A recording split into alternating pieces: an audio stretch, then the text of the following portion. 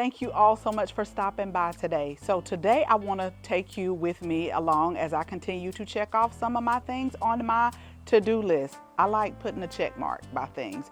But this is dealing with the garden. I was supposed to do it probably about 3 to 4 days ago, but we're going to do it right now. It's a beautiful day today. I think it's supposed to get 87 tomorrow, and then it's going to back down. So we've really been having temperatures just like all over the place, but that's okay because these are going to be on a heating mat until they germinate. But I want to take you with me as I start seeds for this herb.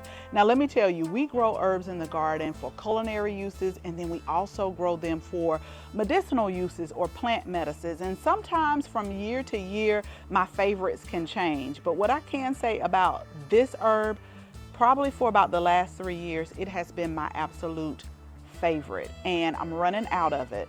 So while it's growing, I'll harvest it fresh, and then I will make tea out of it. And then it is frost sensitive, so once it starts to get cold, I'll start harvesting them and then like dehydrating them and putting them in mason jars. And I got like 1 mason jar left, and so hopefully I can get enough growth to be able to, before that mason jar runs out, be able to start harvesting.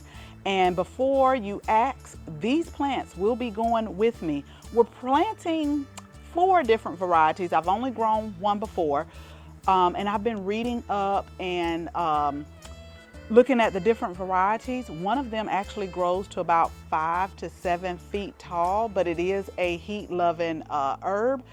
And so we'll see, because I'm telling y'all, I may not take all 20 with me because that's how many we're going to plant today, but I will take 1 of each variety, maybe 1 or 2 of each variety, and wherever we go, we'll continue to grow it there because I absolutely love this herb. Now, before I show you what we're planting today, let me go ahead and give y'all my medical disclaimer. I always do this when I talk about herbs to others. I am not a medical doctor. I do not treat, cure, or diagnose. Before taking any herbs, always consult with your medical physician or your medical advisor. So with that said, let's go ahead and let's get started.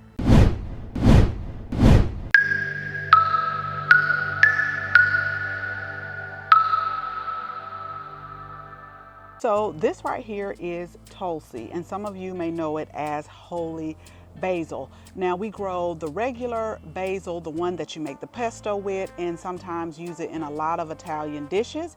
And then we also grow like Thai basil, but this particular basil, holy basil, I grow it for a lot of my herbal teas, and sometimes I will drink it just like by itself, but most of the times I mix different herbs and flowers in there because one of my favorite combinations is holy basil, lemongrass, and rose petals, because we grow our herbs organically. We don't spray anything on there, and roses have medicinal properties as well. But I thought it would be cool. I've always read different things about the different varieties of holy basil. So I was like, you know what? Let's try it out. Let's taste it to see the differences in the different varieties of the holy basil, because some originated in like India, others in West Africa. So I just thought it would be great to see. Now, you see, I had to make some notes on here, and I'll show you why in a minute. I have got to do better with my labeling. That is one thing that I recognize, and I know I've got to do a whole lot better with, but I'll do better. So yeah, I made some notes, but we have the temperate Tulsi, and I think this is the one that I grow each year, and they really self-sow easily in the garden. So they always pop up in the garden now, and that's how we normally get our big patch of holy basil that we grew last season. I did have to separate some, and I gave some away, but they really just popped back up, and so I'm like, I don't even have to start seeds. Now we also have what's called Rama, which is a purple stem and green leaf, which I thought sounded so pretty. And then we have Krishna. I don't know if I'm pronouncing this right, y'all. I'm just doing the best I can. This is a purple leaf one. And then we have the Vana, which I was looking at the reviews on this and the pictures. This one can grow about 5 to 7 feet tall. And one of the reviews where the person had an actual picture on there She stays in coastal Alabama, and she says hers actually come back each year. Now we're going to treat these basils, and I treat all of my basils as annuals, very frost sensitive. So we'll see what happens with them, but you can also, bring them in the winter if you like. But the reason why I had to put different labels on here and just kind of make a couple of notes is because, let me show y'all how bad it is when I label. So these petunias started out as soil blocks. And so I called myself like, okay, this is this. But now I'm like, so are these two just this variety and then this is all of these and just that one? Or I don't know. And I did the very same thing. I have a total of 3 trays of petunias that I have totally confused myself. So I thought I was doing good because I was like, okay, these rows going back. But then where did this come from? I put it in there. Nobody put it in there. So same for this. Same for this one too. These are the choices that I have. I can either pot them up in 36 pots because these are 36 plants, and then see what color they are and separate them like that, which I don't want to do because they may bloom at different times. Or I could just let it be a surprise, because some we are going to plant in containers, but it was my intention to plant some in ground in the front. And I think that'll be a great, beautiful surprise for the new homeowners here. It's going to be great. They're going to be like, oh, this is so pretty. And it is, because they're beautiful. I love petunias. So let me go ahead. Let me get the soil block in medium, and then also my soil blocker, and then my tray that I'm going to put it on. And I will explain to you my thought process every time I start seeds, because sometimes I will start them in cell trays, sometimes I will soil block, and sometimes I'll direct sow. So it just all depends, but I'll tell you exactly why I start things different ways. So let me grab those items and then we'll go ahead and get to soil blocking. Okay, let me tell y'all, it's time to get settled, because I found my soil block in medium, looking for my soil blocker, could not find it. So I said, we're not gonna keep wasting time. I'll just put them in these cell trays right here. No problem, you're not gonna stop me. I'm gonna check this off my to-do list. So then I go to find the cell tray, and there is the soil blocker. So I had to bring all of that stuff back out. But anyway, when it comes to soil blocking, y'all, and I've already put the stuff in here because I like to reinforce these 4 corners, because sometimes they don't develop as much as like in the middle. So I'm gonna pull that back so you can see. But when I soil block, I like to, okay, that's good.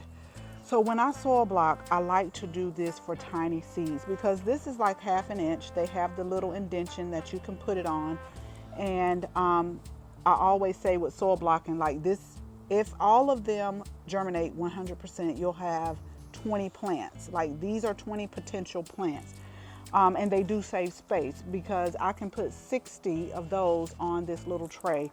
But remember, depending on the time of the year or when you start, remember if you have to bump them up, will you have enough room before they go outside? So it is my intention that once I'm ready to bump them up, I'm just gonna bump them up in a pot that they can stay in for a while. And it should be warm enough by then to where they can just stay outside, like they don't have to be inside. So let me get the seeds and let me get my tags. See y'all, I'm about to do it again. Let me get my tags and write out, because this is what I'm going to try to do.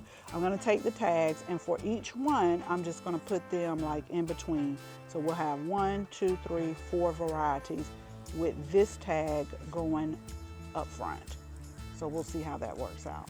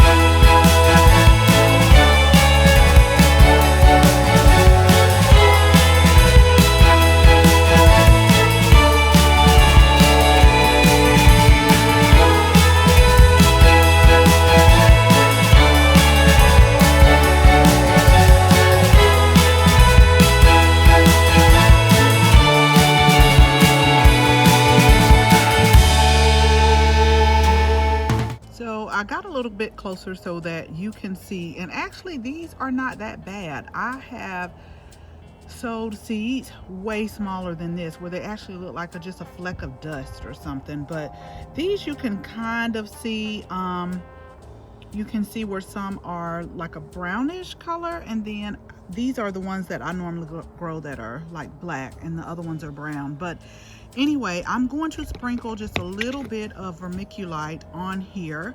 And what this is going to do is just help kind of keep the moisture in. But again, since these soil blocks are so small, I probably will have to go ahead and water them at least 2 to 3 times a day, because they're going to be on a heating mat, so they're going to be constantly drying out.